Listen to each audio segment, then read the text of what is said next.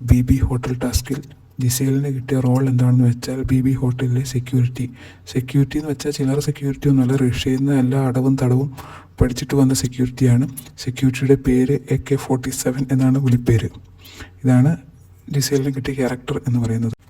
പിന്നെ ടാസ്ക് ലെറ്ററിൽ പ്രത്യേകം പറയുന്നുണ്ട്, ഈ സെക്യൂരിറ്റി അറിയാതെ ഹോട്ടലിൽ ഒരു ഈച്ച പോലും അനങ്ങില്ല, ഒരു ഈച്ച പോലും അങ്ങോട്ടും ഇങ്ങോട്ടും പറക്കില്ല എന്നൊക്കെ പ്രത്യേകം ടാസ്ക് ലെറ്ററിൽ പറയുന്നുണ്ട്. പക്ഷേ സംഭവിച്ചത് എന്താണെന്ന് വെച്ചാൽ, ഗസ്റ്റ് വന്നപ്പോൾ സെക്യൂരിറ്റിക്ക് എന്താ പറയുക, സാഹിബിനെ കണ്ടപ്പോൾ കവാത്ത് മറന്നുപോയി എന്ന് പറഞ്ഞ പോലെ സെക്യൂരിറ്റിയുടെ ജോലി കംപ്ലീറ്റ് സെക്യൂരിറ്റി അങ്ങ് മറന്നുപോയി. ഗസ്റ്റ് വന്നതോടെ ഗസ്റ്റിൻ്റെ പേഴ്സണൽ ബോഡി ഗാർഡായി മാറി ഈ പറയുന്ന സെക്യൂരിറ്റി. അതുമാത്രമല്ല, ഈ ഗസ്റ്റ് പറയുന്ന മേക്കപ്പും ഗസ്റ്റ് എന്ത് പറയുന്നു അതൊക്കെ അങ്ങ് ചെയ്യുക ഈ സെക്യൂരിറ്റി എന്ന് പറയുന്ന ആൾ.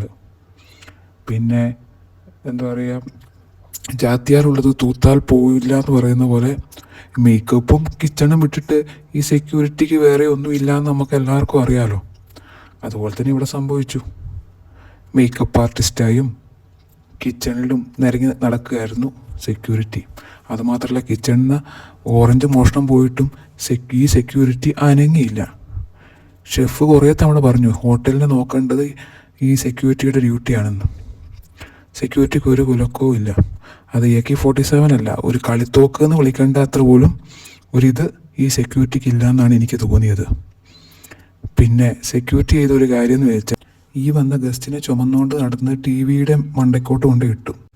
അങ്ങനെ വെടി പൊട്ടിച്ചില്ലെങ്കിലും TV പൊട്ടിക്കാനുള്ളൊരു അവസരമാണ് പുള്ളിക്കാരിക്ക് കിട്ടിയത്.